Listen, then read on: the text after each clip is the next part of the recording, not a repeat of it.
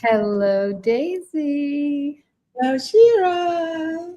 How are you, my friend? I'm doing well. How about yourself? I'm doing okay. Are you enjoying the summer? I am. Can tell Yeah, it's very hot is yeah, here. yeah. It's summer. I was just speaking to a colleague, client. I'm not quite sure where he sits right now. He's in Scotland, and he was telling me how hot it is. And I said, "Really? What is it?" And he told me in Celsius, and in Fahrenheit, it's around 81 degrees. And I said, "Are you insane? Are you?" He's like, "Oh, it's so hot." I said, "You need to speak to my friend Daisy."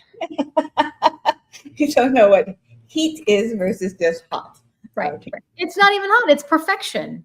Like Well, think there, like, there's also humidity. Heat is very different in the way. sunny, dry, 80 degrees. It's San Diego, right? Like that's what everyone dreams of. That's the perfect temperature right there. Yeah, I know. That I will be know. summer. It's so funny. Well, let's get this one started because I am so excited about today's episode. And I want to thank you all for coming. Welcome to the Glass House, where we look at business from the inside and the outside to expose the gap between what's embedded and what's actually embodied. I am Shera Haliczer, founder and chief momentum officer of Engage 3D. And I am Daisy Watkins, founder of DW Concepts and LumenPath.ai. I always have to say in business today, if AI doesn't see it today, you don't exist. I say this every week, and I can't be more sincere. If you are here today, thank you. We know you have a lot of options, and you chose us, and we don't take that lightly. Before we go any further, we are reading your comments throughout the episode. Drop your questions, share your reactions. Try to make this as much as we can a conversation, not just a broadcast. We really do love hearing from you, and it's really exciting. I do want to say, because I can't not say it anymore, we are also on Apple Podcasts. So if you go and look for the Glass House, please rate and review. Every time I listen to a podcast, they say that. So now I have to do it. But it's an opportunity to get this on the go. If you're in the car, taking a walk, working out, whatever, you can listen to us there as well. So it's very exciting. Excellent. So, hang on. You lost your train. And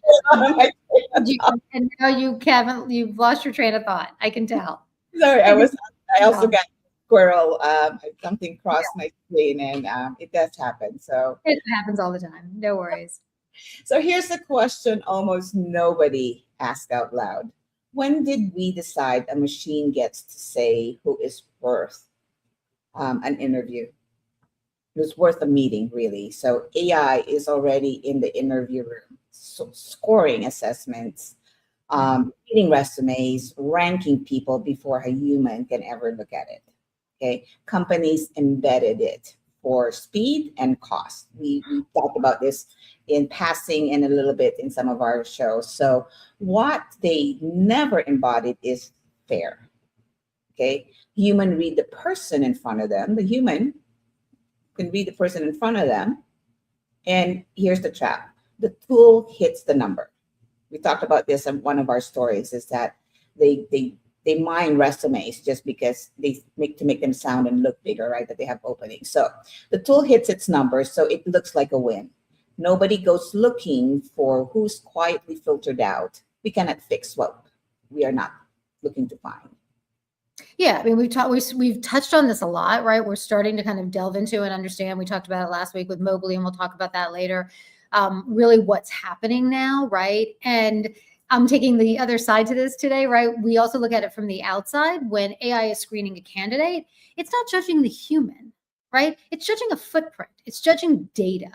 And that person truly worth hiring, that brilliant technical person who does the real work, that person is often not what that system can understand.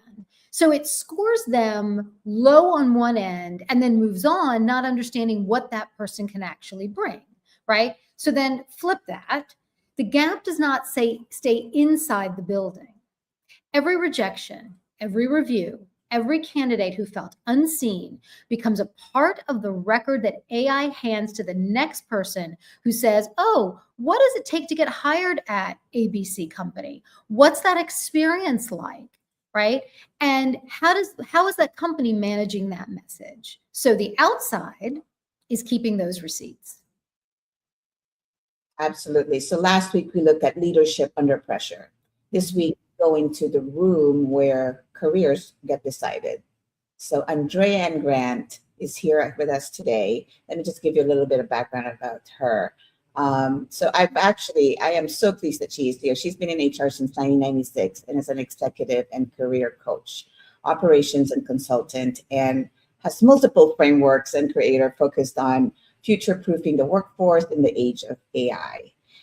She helps organizations adapt AI in a people-centric way, prioritizing skills over credentials, retaining talent through upskilling, and keeping hiring and development decisions accountable to human leaders rather than opaque algorithms. So she works with executives and professionals on career transitions and coaching, job searches and interview strategies, and is actually proud to be through Shera, Full Circle, is one of my top clients and one of my case studies in my website. So Full Circle's for having Andrea here in the show through how I met with her through Shera. So Andrea is here coming to us as a guest. Welcome to the Glass House. Happy to be here. This is so exciting. I was just smiling in the back when you were reading the case study. I was like, woohoo. Thank you so much. I love it. I love it. Well, I first have to very quickly just acknowledge we have two of our guests are here. Bill Pavone. Hello, my friend. I'm so excited. And he's already got questions lined up, which he's tough. So this is going to be good. And of course, Heather is here. And why is it smoky in New York City, Heather? So hello, my friend. I'm excited to see all of you. So thank you for that. Andrea, welcome. Thank you for being with us. It's wonderful. Thank you. I'm honored to be here. Well, we've got a big topic to discuss. And I want to first say, Daisy, you announced how long Andrea's been in the HR world. I would like to believe that 1996 was about 6 years ago. Whenever I see something in the 90s and I'm like, yeah, like a few minutes. Oh, it's not. Anyway, so we won't keep harping on that, right? But you have been in HR for a long time, and you're watching now AI sitting, in the interview room, which as an HR person and as a former recruiter, gives me pause. I'll be honest. Like and as someone who loves AI, right? I have some concerns. So when a highly technical person, right, genuinely qualified person gets scored by an AI-assisted interview or an assessment, and the system fails them because it doesn't understand the nuance, right, about their work and the context of what they're trying to hire to fill and all that. What does that mean? What are we getting into here? And this is broad. I'm going to open this up, but let's get that started. So I have to touch on the 1996 part first. I jokingly tell everybody, and I usually get a pretty hearty laugh when I say this, that when I started in 1996, it was called personnel. And we pretty much just had paper and file cabinets. And if you talk to my son, is like, what's a file cabinet? But anyway, right. But so to go from there right to here has been a huge change, leap, jump, adjustment, and so on. But what we're seeing now is that based on whoever built the tool or tools, that's how the individual is being judged and assessed. So for example, if the tool was not built with someone who was neurodivergent in mind, it is automatically going to filter those people out or score them poor or low. And is that really fair, right? I'm neurodivergent. Would it be fair for the machine to screen me out because I may pause during some questions a little longer than others? Or if they have other tools set up, I blink my eyes frequently because I'm neurodivergent, right? My eyes sometimes close a little longer if I'm really thinking about how I want to answer honestly. Or I have a facial tic. You'll see it today, right? My nose will twitch like Bewitched, right? I can't help that because that's just how I was made. But if we bring that back to the tools that are being leveraged and utilized, Is it fair for me to not get an honest chance because the tool was built with me not in mind?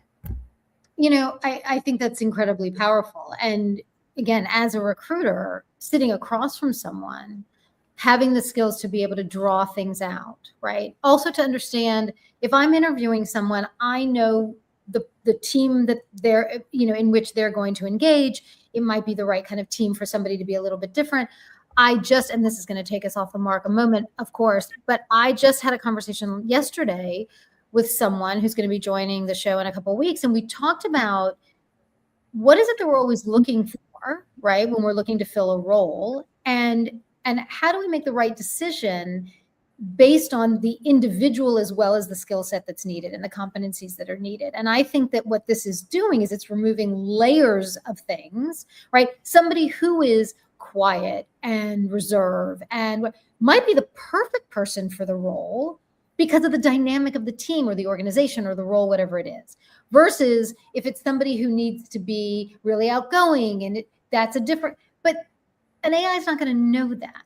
It's not going to be able to make that decision. And this is where we've talked about this so many times. The human in the room is just critical, in my opinion. Like, I'm just not on board with this yet. Well, not on board or not, it's here, right? And I'm glad that we're having the conversation because right. It informs everybody. It informs the candidates because I'm finding out that the people I'm coaching have no idea that this is happening. So they're going in feeling prepared and confident, but then they're becoming easily and quickly deflated, right? And discouraged because they get this curveball thrown.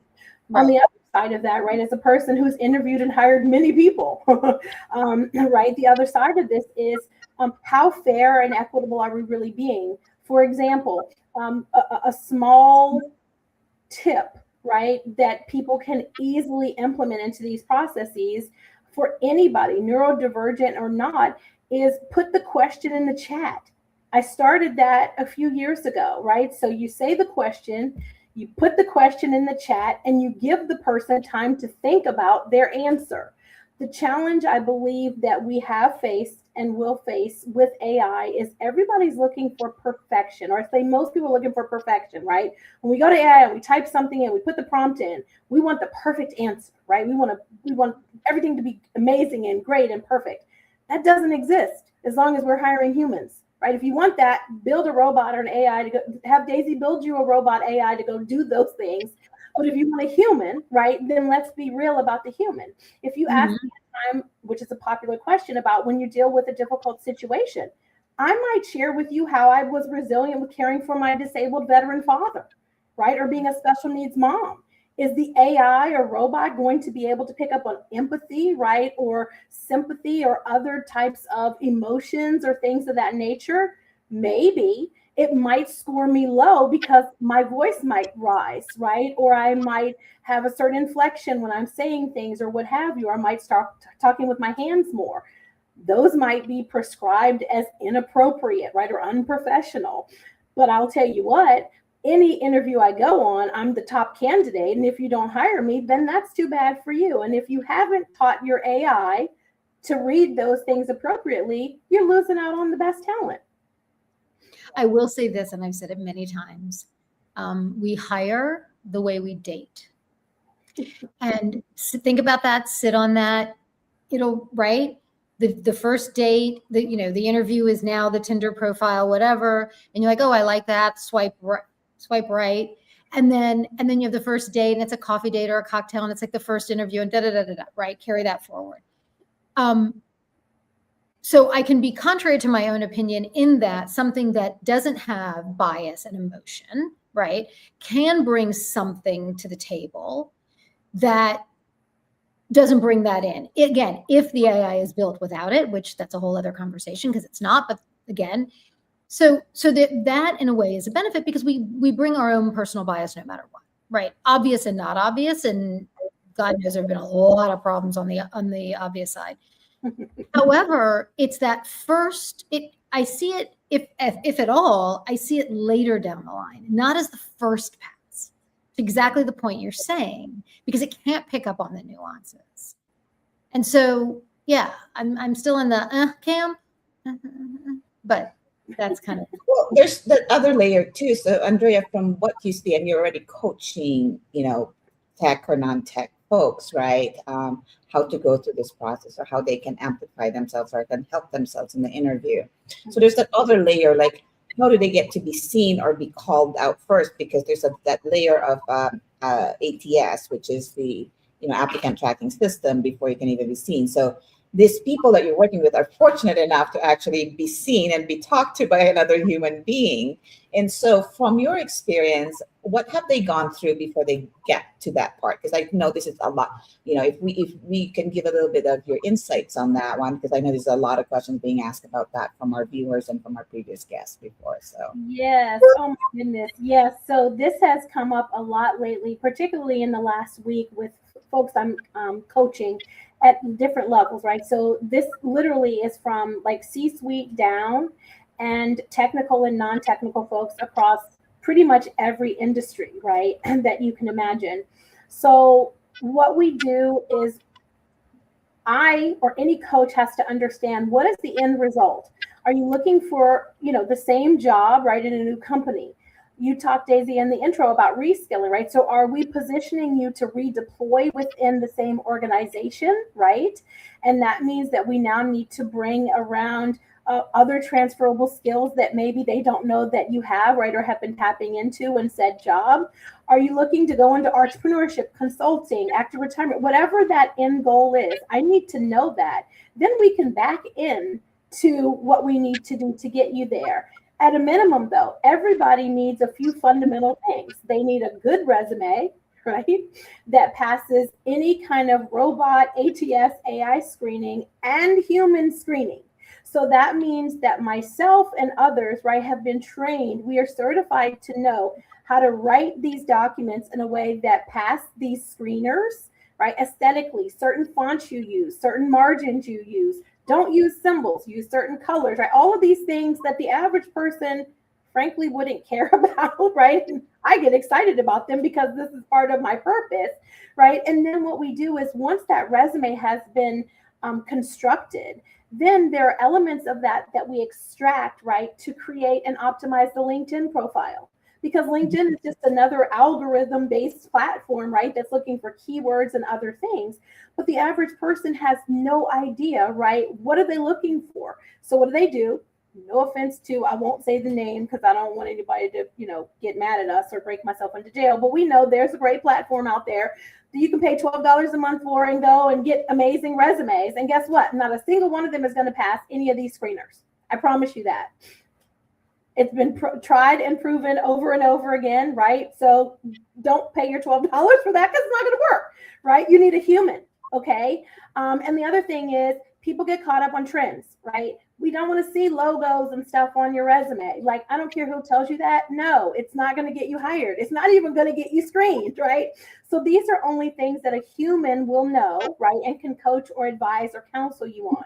So fundamentally, right, we need a really good, strong resume full of keywords, right? And aesthetically and in a format that's going to pass any kind of ATS, AI, or person screening. Then we need a fully optimized LinkedIn profile so that, again, right, whomever is looking, everything matches and mirrors, like what we did with my case study, Daisy, right? Everything has to match and mirror, or the person's going to say, well, Andrea said she was this and this was the title, but LinkedIn says something else. So guess what they're going to do?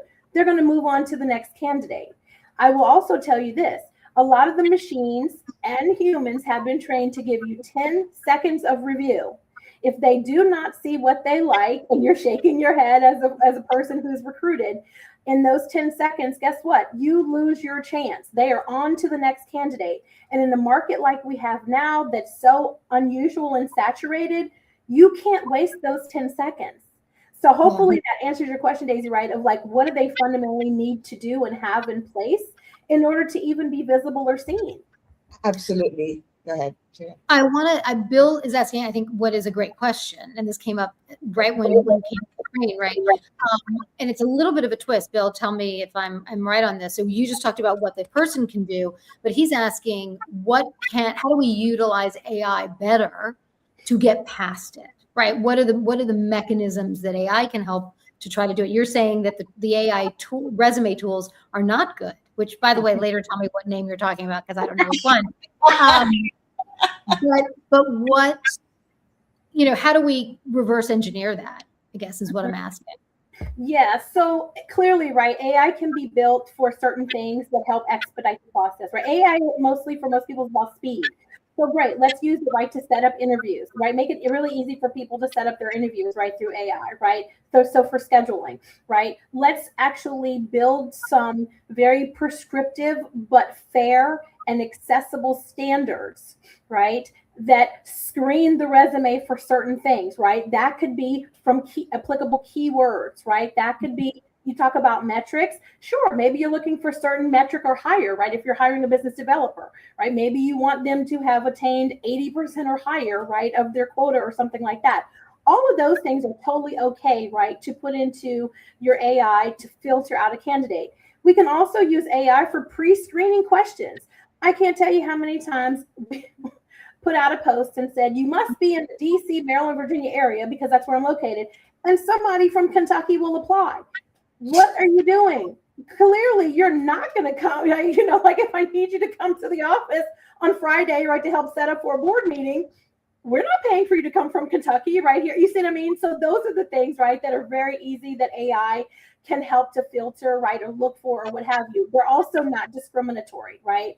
They're completely fair, and they're completely accessible to anyone. So those are some very simple things, right, that we can use and leverage AI for. So I hope that helps answer your question. I think it was Bill. It was Bill. I always tell the story. It's so funny. When I was running one of my law firms, I was also I oversaw the recruiting function. And and this is, in 1712 when everything was on paper. So we would like literally like go through so we would post for senior level lawyers. This is a top tier, top 50 international law firm. And we'd be looking for, the one example I love to give is intellectual property, patent prosecution, electrical engineering degree, law review, blah, blah, blah. And we would get stacks of forget not law review, forget not top tier law school, forget no education, no college. No, I pump gas. And in those days, there was a stamp involved. Someone had to take a piece of paper and put it in an envelope and pay for it and take it somewhere. That's right. I remember those days. You're applying for a job. Okay, so you talk about, I'm in Kentucky, I'm not going to Virginia. You don't have a high school education. I don't understand what prompted this and that it didn't happen once. This stuff happened a lot. So now, and I say this all the time, because of LinkedIn and the other mechanisms, applying for a job is this, right? Just and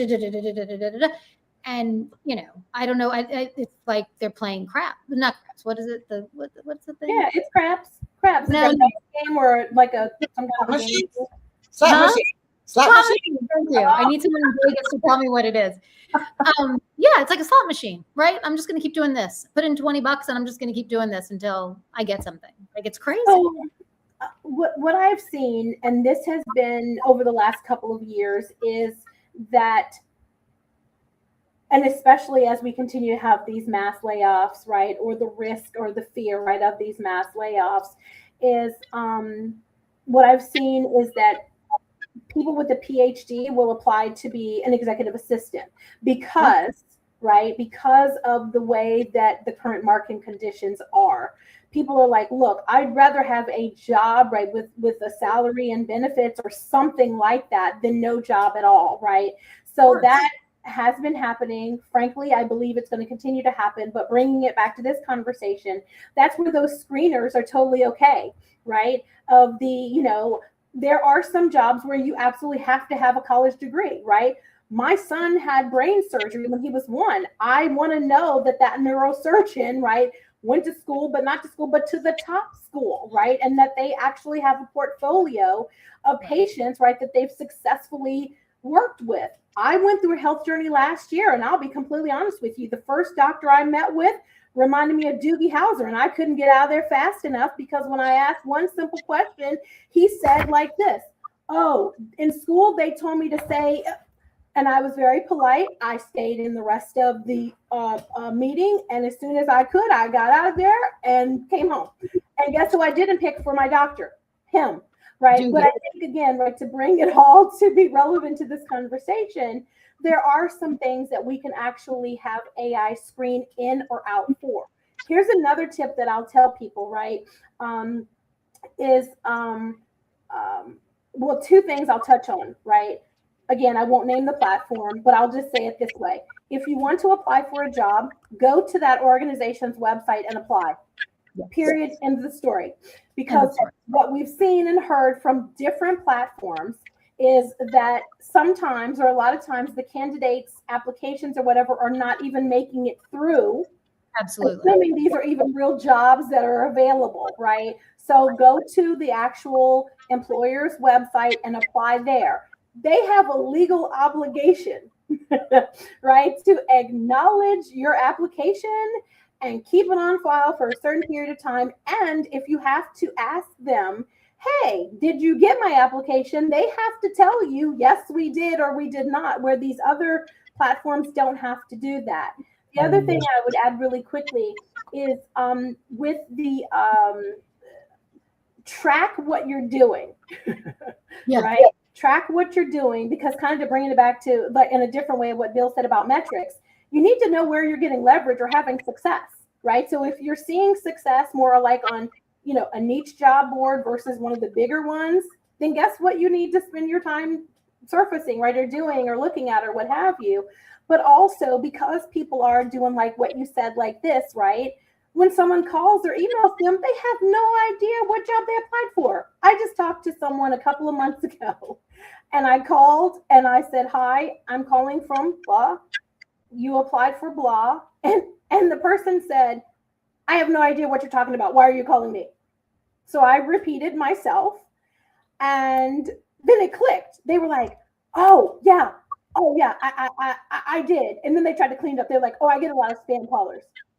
You do not get more spam callers than I do. Thank you. But anyway, so I already, right, as a human was like, I'm not sure about this candidate, right? They weren't prepared. They didn't know why I was calling. And frankly, they were rude and unprofessional. So, you know what I mean? So again, there are ways that we can leverage technology to our benefit that don't have to be discriminatory or baked in bias. And then you reminded me of one last thing, which is affinity bias, right? You talked about the law firm. One of the shows I love to watch, and I was really old getting to it, was Suits. And Suits, right? They only hired people from the one we won't name, Ivy League, right? Until our buddy busted up in there with his no degree and stuff like that. But affinity bias is real, right? And so again, and remember, the people that are creating these tools or even these questions and things like that, they do, as you said, bring that bias to that process. So we want to remove that as much as we can. Well, I'm going to add another layer to that, for most people, these tools sometimes come as, in a box, right? Like we'll apply it, we'll sell you your ROI, speed, and responses will be automatic. That's basically what they sell. We all know this coming from all the, the HR side of things. And so that's one layer. But what companies are, I guess, this will come from the companies not doing fairly or rightfully for the companies that they're selling this to, is actually understand how their recruitment works, what type of baselines do they need, because they can be customized. If you're just selling it out of the box, then you're really not a good salesperson, nor did you really find the discovery of, how the client's going to benefit from it. And a lot of that did happen in the last, in the 2000s, right? That's like the big selling all this tech. Shera came from that world of, selling HR tech and stuff like that. So that was one of the tools. So clearly companies also need to be responsible about what they implement and how they implement and what the outcome is, to not just, I'm coming from the outside world, right? Seeing from, I see a post, is it true or not? Is it truthful or not? They can pull out the fluff words, but there's also the story behind the scenes that we don't know about what they're covering up, or was this all fake positioning, for evergreen positions just so they can build a pipeline, number one, for future, or just getting names from the database. So there's a couple layers to that. But to your point, Andrea, is that you are helping the ones that are now there. How do they emerge? How do they blend in? And I think there's one question here from Bill again that's similar to that. I'm going to bring up here. Bringing the right one. Because, this one I love, Daisy. If I may, I am excited about this one because, Andrea, the other thing that I'm hearing now from people is that and in fairness, I probably saw this on TikTok, but to put words on, I love TikTok, put words on the resume in white, put white text on white paper that the AI still reads, like the keywords, this is what I heard, the keywords for the role need to be somewhere on the paper, but in white. So a person's not seeing it, but the algorithm sees it. It's partly true. It's partly true, actually. TikTok. Yeah, it is. And so when people post something, and this starts from post, actually. So to get their algorithm to go. So when you post, you see the captions, you see all that stuff. But because certain platforms can only take in so many words as well, so you hide it through their text function, right? Because that's a feature that they're promoting right now, or that's part of the algorithm. Because you can only write so much, you hide something in a text box, type it in the smallest font ever, put in all those keywords. If you want to put a whole paragraph or 2 paragraphs of something to get all those keywords in there, you can. And because AI also reads, the matrix, zeros and O's, I's and O's, X's and O's, that type of stuff, that's the only thing they can read. So AI can read the tiniest print and get you out in the algorithm. So it is true. I don't know about resumes. I can't speak to that. I can only speak to social media and the marketing side. That's true, because big no to me. No, you say no. Yeah, but you're cutting off, Andrea. Yeah, I would say no. I guess my question, and I'll bring this back right to be conversational, is so if an individual is doing that, right, what is the output to the human that receives it? Is the human receiving a document that does not have, right, that hidden text and so on? No, it's just their way of sneaking it, basically a way to bypass what is visible versus what AI can only see. Right, but when it gets to me or you or Shera or Carla or Heather, they don't see that. It doesn't affect the decision making because I am not AI. So what's not visible to me in my naked eye, I cannot address, right? And so if I do print, the only way I would probably see it, if I print it and I see this little tiny little thing that's like a line in the bottom, but it's all jumbled upwards, unless you expand it through your technology. And paper itself, if you print it, it seems like it's just nothing, because a human cannot see those tiny little, whatever 0.1 font, whatever they put in there. But it could possibly go. What this is reminding me of, going back to 1996. The visual, I'm such a visual thinker. Do you remember when we were kids and there was that pen that you could write and it was invisible ink? And then you had the other pen and you could that is the vision that is coming into my head right now. The invisible ink pen. That's the idea. So what bothers me about this is that it's avoidable. My response or a question back would be, why do we need to have that be the way that this works?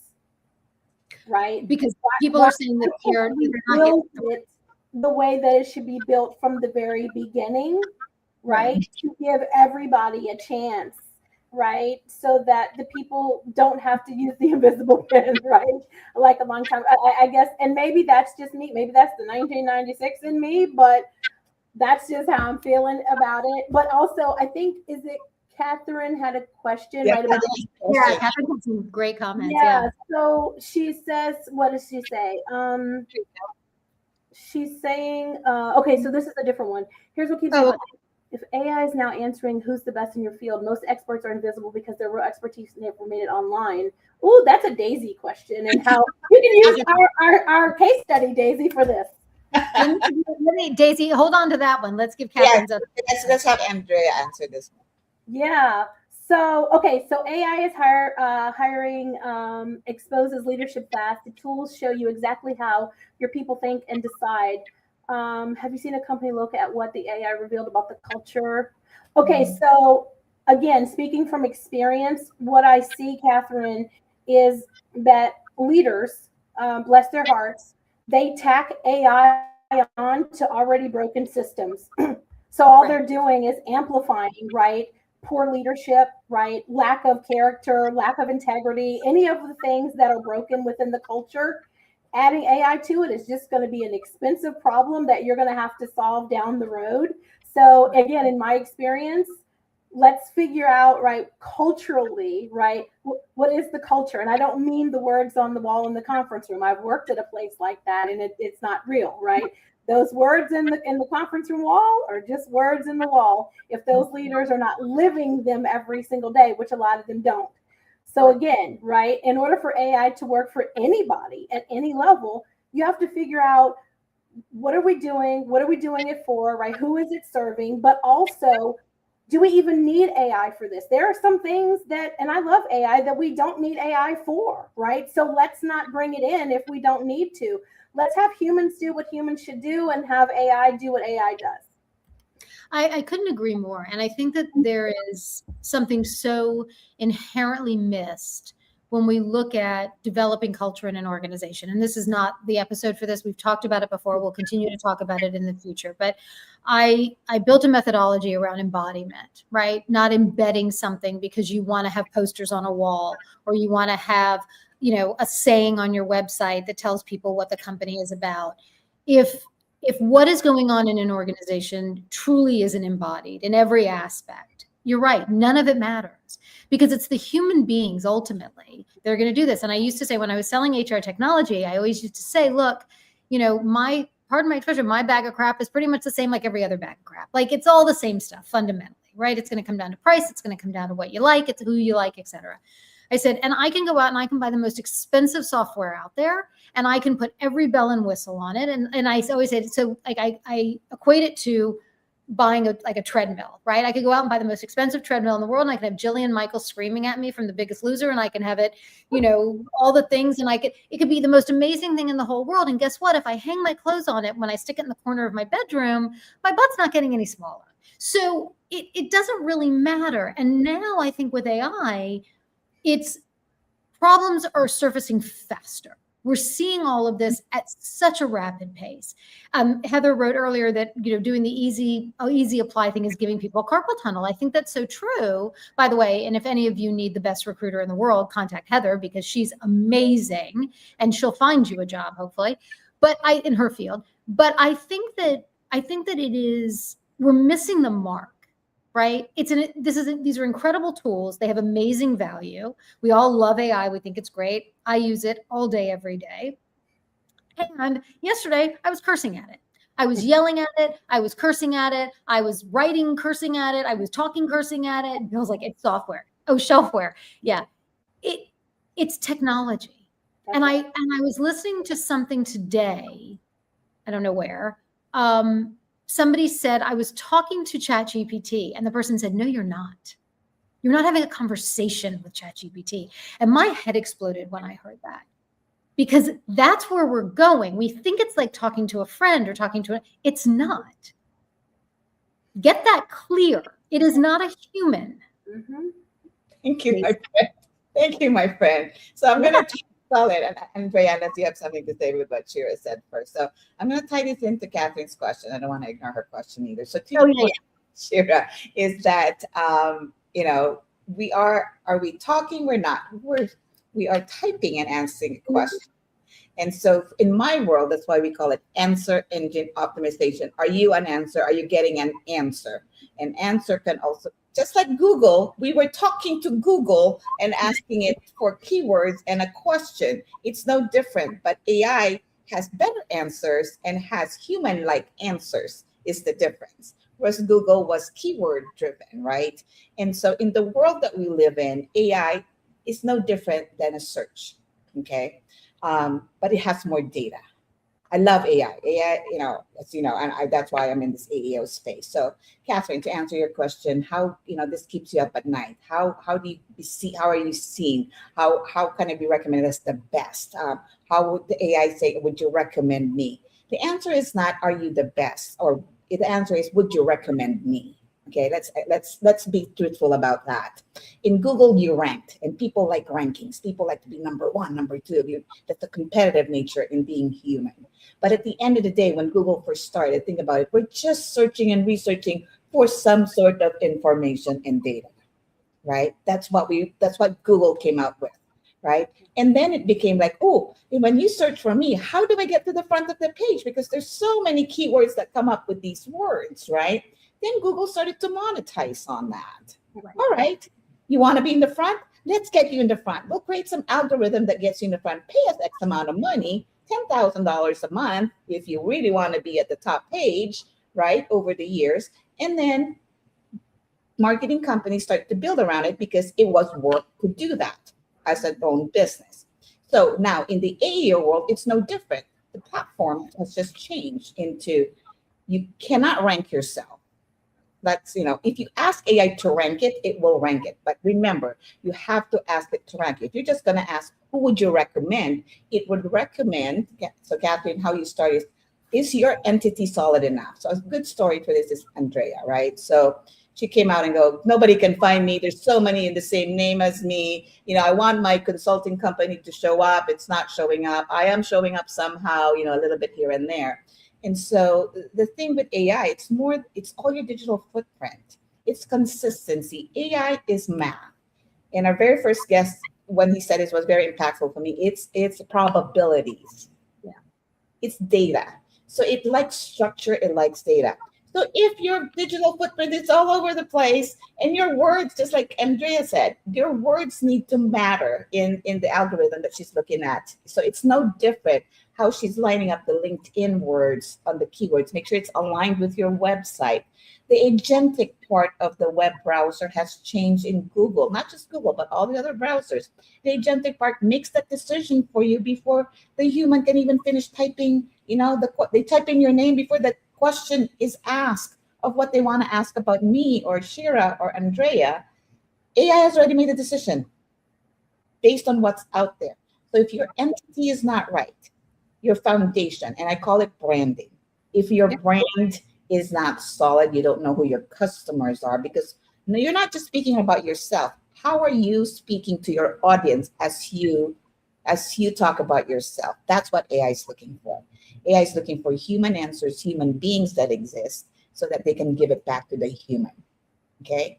Even though they are robots, they are taught to look for human-like answers. Does AI know that it's written by AI? To a certain degree, but not all of it. It's looking for certain nuances to there. So I say, to answer your question, Catherine, by the way, Catherine's going to be our guest next week as well, you start with your brand. Your branding, I don't care what you say. You get little tricks and tools that you do that you hear from social media. Go on Reddit. Go write a whole bunch of blogs every day. You know what I mean? Those do matter. Don't get me wrong. Those are the things I teach. And I tell my clients to do. But it's not about that. It's the consistency, and do you know your clients? Because if you're just the next other consultant that says, oh, we help you optimize your systems, or we save you ROI on implementing AI, you're just another consultant out there. What is your differentiator? In your case, Shera, it's your MIA, it's your embodied framework. Like, you really talk to the humans about, it's more than just creating policies and OD metrics. It's about living it, right? It's about performing it and making the humans involved. In Andrea, she actually touches people to get jobs and get the organization straightened up. So that's her differentiator. And how many frameworks do you have now? I counted 9 the last time. Are you at 12? No, we have 6, and then I have a tagline.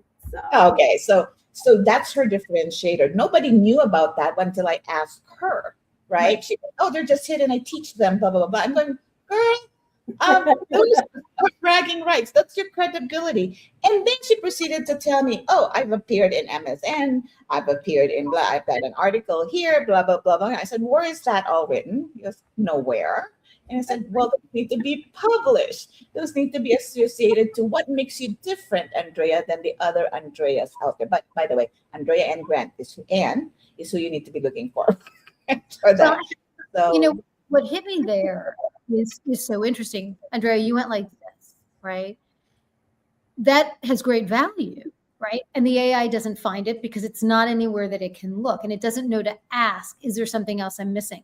I would say that's what exists inside organizations today. So much is in here, right? And when Yeah. companies, when tech is saying we're going to replace all your people because it's going to be so automated and it's going to be so wonderful, and guess what? Nobody gets this, right? That's right. Nobody can download what we inherently know, right? If an hour ago somebody had said to me something, something had come up and like I wouldn't have thought about the invisible ink pen, like that wasn't in my mind, but it's something that I know, right? So those are the kinds of things, the nuances of what we do and what we know, how we talk to our clients, how we remember the little things. Like no AI knows that, and that's just so critical, right? Again, it's not a person, there's no logic, there's no conditioning around the conversation, and that's so important. Mm-hmm. So your consistency and clarity of who you are, really, that's the number one thing.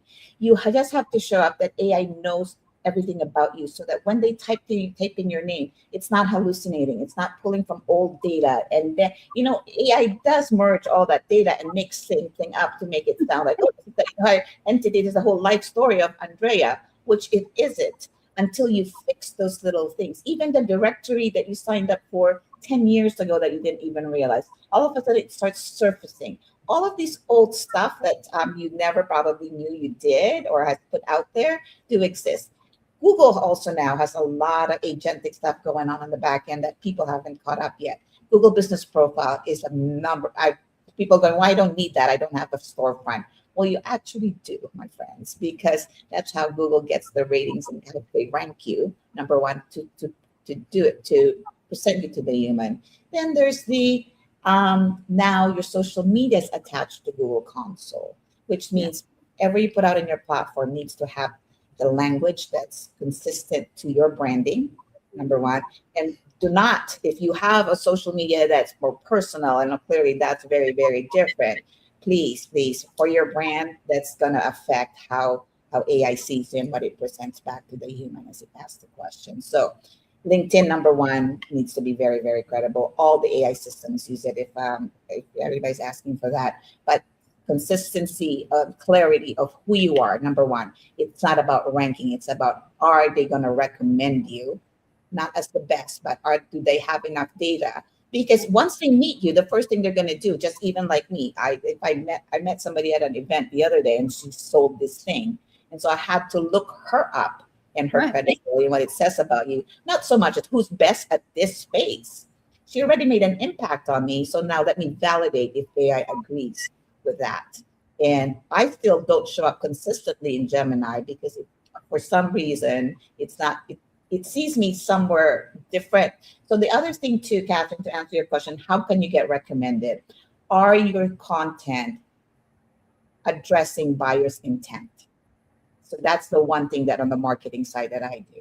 Is your content, when you have your specific buyer and you know who your niche market is, when they ask a question about what they need based on your space, who you want to attract, are you going to show up? Are you answering their questions? That's why the term of saying, make sure you have enough FAQs, because those are words that people are going to type into the prompts and ask about you. So whether you put that in a nice part of your section, and again, it's in the FAQ, guess what? Because AI is looking for an answer to a question, and they see an answer, it's a direct answer.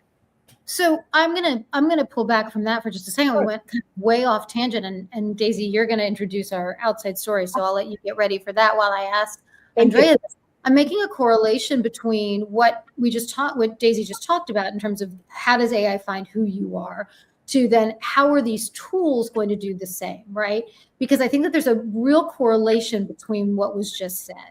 Having the right information, the right language. Somebody said to me a while ago, make sure, for every job, if I were going to apply for a job, that I have to change my CV every single time to make it specific to that role, right? And I thought, I would never do it. Like, I'm not changing, there's no way. But it can be focused, right? I'm not going to, if I'm doing an HR role, I'm not going to have, I don't know, my tech sales, that kind of thing. be the highlight and the focus of what you're doing so that it gets. So I think that's a very similar approach for the candidate and the person that's then going to be interviewed. It's same thing. Mm-hmm. Yeah, it's about transferable skills, which are basically keywords, right? And I'm not trying to dilute that, but really, if we're going to boil it down to it, that's what it is, right? People hire who they know, like, and trust, and they hire for transferable skills, and those are keywords. Quick example, I just had a client that I worked with that retired from federal service after 35 years, took a break, right, intentionally to recharge, also to do some caregiving, for a family member, and then reemerged as I can do everything for everybody all the time, everywhere. And I was like, "Whoa, wait a minute! What?" To Daisy's point, who are you talking to? Who are you trying to serve? Right? How can you serve who you say you can serve, and so on and so forth? So, did an intake, right? Got the necessary information from this individual, and optimized the LinkedIn. Went back to actually add one thing, because what that person had done was they had stood up a business page that had an old logo. But when I went back a couple of days, I said, wait a minute. I said, you didn't change your logo yet, right? So people will be confused. There's this logo for your company page, but there's this logo for your personal profile page. This needs to be changed. So when I went back literally 3 days later to say, wait a minute, you need to change that. And they had given me some stuff to put in their feature section, right, to show they are who they say they are as far as coaching, etc. I just happened to see the thing that popped up on there says analytics. So I clicked it really quickly. And in 3 days, with the changes that I had made for this person, their visibility had increased 10,900%. And I have the screenshot to show you. So it's just like Daisy said, it's math, right? It's probability, but it's consistency, because now everything this person says they do and have done is consistent across everything: resume, LinkedIn, capability statement, biography, etc., right? FAQs. So wherever you look for this person and what they do, you're going to find the same exact thing. This person has since been on a couple of podcasts and other appearances and things like that. So it works, but you have to know what to do, right, to get it to work. And if you don't, you can call somebody like me or Daisy or Shera, right? And we can help you. But again, what you're hearing here is that we are leveraging machines to do the work led by a human. So I want that to stay the focal point of human-centered, human-focused, right? Human everything, right? So that I will say that until we chime off today, is that you can have, and I have some folks, right, who they're like, hey, I wrote some code, to change my resume every single time that I've tapped into this hidden job market and it applies for me. How's that working for you? Right. I literally said, how is that working for you? He's like, well, it's not. So then again, right? And this is not a dig against the person. It's just, we have to know how to leverage and use tools. Just like when I was a little girl, right? I went with my dad everywhere. I was a daddy's girl, and I had my own little tool belt that said 84 lumber. I had to learn how to use my little hammer, right? Or I would smash my thumb, right? My dad taught me, right? You hold the nail, and this kind of thing. So it's the same thing, right? Teaching people how to use the tools at our disposal so that they get the end result they want. So that the nail doesn't end up crooked, right? Or you don't smash your thumb. So, just bringing you back to basics, I guess. I love that. Yeah, that's all it is. It's we are the humans that are talking to it. We are the humans that are amplifying how we can be of service to others because of this tool. You've amplified that. Shera's amplified that. I chose this lane. That's chaotic right now, and people have all these questions, and it's one basic answer, but people are making up all these things that how it's going to show up, because there's no roadmap to it, right? No. So I built the framework for it to actually make sure that there's a process, that I understand the science behind it, and the math. So anyway, we do have we're going to make this a little jumbled up a little quickly, but here's our outside story. It's actually very interesting, to your point, Andrea, earlier when we were started talking. So every week we bring in a story from outside the room. This week it's what's happening to candidates the moment an AI takes an interview seat. Yeah. So I'm gonna be cautious. When I mentioned at the beginning, at the top of the show, I mentioned Mobley, which is the big workday case that everyone's talking about, because a lot of this stuff is heading to the courts. However, the pattern is real and documented, and AI interview tools now score people on things a human would never reduce to a number. So, Andrea, you talked about it: facial expressions, tone, eye movement, body language, to rare traits like integrity or drive, right? How would they know? And the people hurt are the ones who don't fit the default template. So a deaf Indigenous woman filed a claim alleging a popular automated video interview platform unfairly blocked her promotion. Advocates and legal analysts warn these tools are raising discrimination risks for autistic and neurodivergent candidates and may run into the ADA as potential issues. So this is surfacing now. Absolutely. And what holds up with that, Shera and Andrea, is that nearly 48% of the US job seekers say AI hiring tools are built with biases stacked against them. Andrea's probably dying to talk about this right now. Outnumbering those who disagree nearly 2 to 1. Right. The neurodivergent candidates is worse. Over half feel it. And they are 46%, less than 46% more likely to feel it strongly. Yeah, so it's the same story inside its scale, right? The tool hits, and Daisy, you mentioned it, at speed, at cost, and it reads as nobody wins on the dashboard. Nobody validated whether it delivered a fair, reasonable, defensible read. And that, as far as I'm concerned, is the return on intention. Why did we buy this tool? What was the purpose for it? Right? Not just the return on investment. So we need to really understand what's happening with these tools, and it's not just some random thing that we're, using. Absolutely. And so, Andrea, you live on the human side of exactly this, right? What does a story like this surface for you? Yeah, it surfaces, frankly, a lot of emotion for me because I'm a special needs mom. My son is 28. He is job searching, right? He has autism. He also has anxiety, right? He had a brain surgery at 1 that he didn't sign up to have, right? So these are medical conditions, right, that we live with and live through that a lot of people have. I'm neurodivergent, right? I have anxiety. I'm sure I'm on somebody's autism spectrum somewhere, right? And happy to be on it. But the challenge with this is that, again, I'll take myself as an example. I have interviewed hundreds of times. I ace every interview, but it's because I practice and I know methodologies, right? STAR or SOAR, to get through those questions, those behavioral questions that you're going to be asked. However, I just had a discussion with a large nonprofit here about my son about this exact issue. If you ask my son the question, can you tell me about a time when you had to deal with a difficult person? He might think back to when he was bullied in school, right? He might think back to when he was hospitalized for 6 months, right? Because his body shut down, right? Because it wasn't responding to the medication and he had some trials and tribulations to work through, right? He might think back to when he worked at the local ice cream shop and he cleaned off the table, not knowing that the customer wasn't finished. And when I tell you that she cursed him every which way up and down from Sunday, and even when the manager explained this is a neurodivergent individual, I had to pick him up because she was physically threatening to harm my child. So I'm telling you, right, that these things present all the time, which is why I have a lot of emotion about it. So what we need to do, again, right, is keep the human part to all of these tools and processes.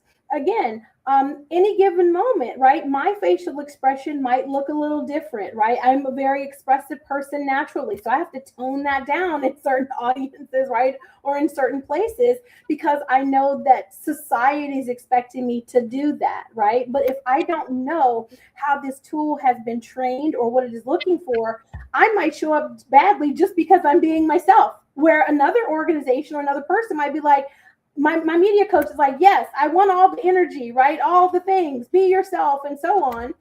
I can't do that, right? If I'm in a certain audience or what have you. So again, we need to bring this back to let humans do what just humans can do and let the machines do what the machines can do, right? Another example for this is that everything doesn't require technology.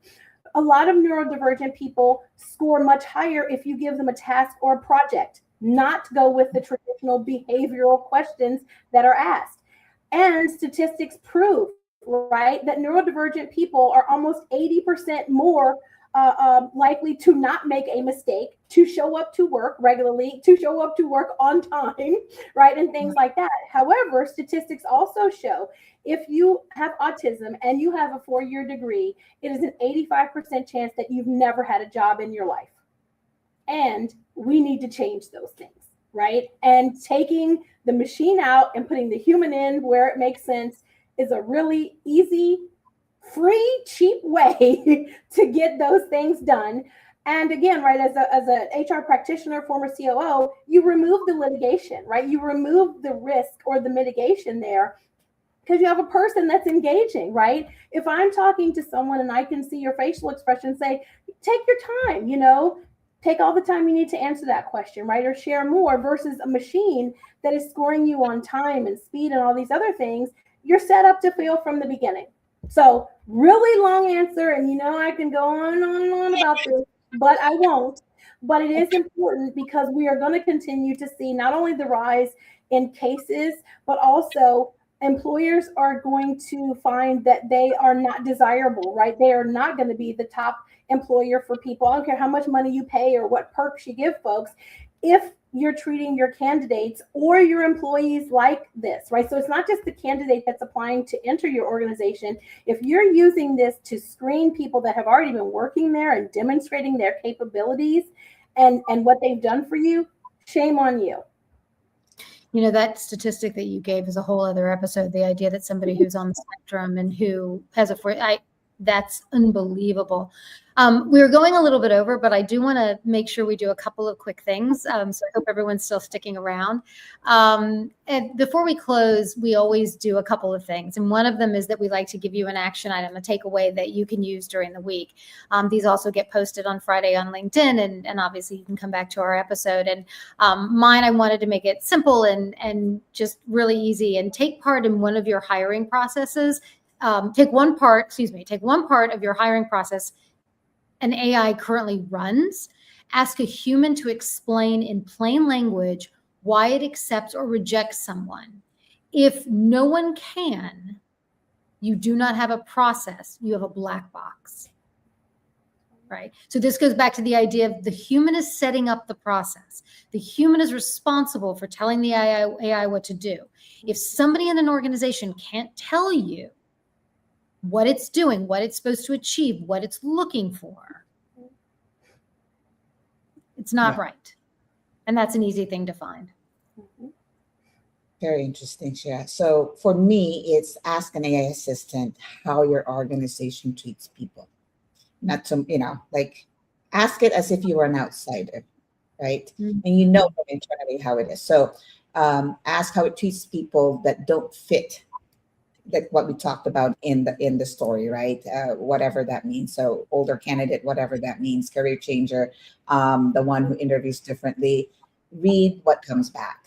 And people are probably asking, how do I do that? Read the reviews for people that have applied for the jobs. You probably find it on Reddit. People read a lot of stuff in Reddit. Or just look for reviews about the company. Glassdoor is another one.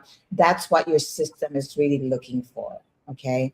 And it's what's quietly not choosing what it sees. So what internally happens, but you don't know what's being said about your organization on the outside. So from the outside view, I challenge you to look at that.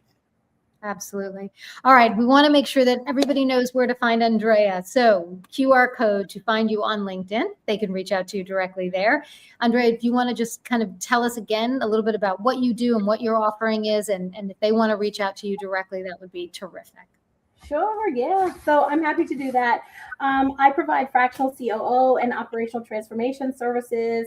I am a certified coach, trainer, speaker. So I do a lot with workshops, training, facilitation. I love AI implementation and advisory. even up to the board level. So those things excite me. But I also like to work with individuals, right, to optimize their LinkedIn profiles or to get their other documents ready so that they can be seen, right? And I say take them from being invisible to undeniable, because that's what we do. And also make sure that they're fairly compensated, right, for the skills and expertise that they have, because I find that a lot of my clients, or almost most of them, are not being compensated appropriately for what they bring to the table. And then if I may, just one quick thing for any candidates that are out there right now, a new trend that is emerging, and this is for both technical and non-technical candidates. Be prepared in an interview to have to, if you're technical, code in the moment and explain the AI tool and rationale for what you're coding to answer the question you're being asked. If you're non-technical, be prepared to have to write a prompt and share the prompt, the tool, and the rationale to the interviewer, whether it's a human or AI, in order for you to move past this screening process. This is new and emerging. People are not prepared for it. I'm hoping that employers will start to disclose, right, what the actual processes look like for the candidates so that they come prepared and show up well. But just wanted to put that out there because that is something that is causing some heartache for some folks and causing them to lose great opportunities. Well, this is a whole other. We have a third episode that we're gonna do. So I want to make sure we wrap up a little bit. If you want to reach out to me or to Daisy, please do not hesitate. You can find us on all of the things. We have to add our Apple podcast to this. But this will be up on LinkedIn as soon as this is over, as soon as the stream ends. It's on our YouTube channels. It's on our websites. And now on Apple Podcasts. So we welcome anyone who has something to say, who has a position on any of the topics that we cover, to join us. We are going to start releasing bonus episodes, pre-recorded bonus episodes. And so if you're a little afraid of being live on the air, join us for one of those. We will do something that is just audible that goes out on Apple. We'd love to hear from everyone. We'd love to hear your stories and your positions. And you don't have to necessarily agree with us. We love a contrary conversation. We're totally open to that. Yeah, absolutely. So don't forget, again, visit us on our sites. It's all on the screen right now. And we also have our Glasshouse Cohorts 3 coming up. We're planning the date on that still, but watch out for it. So I also have an event with Andrea with her team. It's an Eventbrite coming up on the 27th of July. And so I'll be speaking about just basics about AEO and how Andrea got from being not seen to being seen. That's basically the topic. Very Thank cool. you. Andrea, thank you for joining us. Thank you for being here and giving us your point of view on everything. Daisy, as always, it is a pleasure. We will be back next week, so you know where to find us, and we look forward to hearing from all of you. Have a wonderful week. Thank you, everyone. Yeah.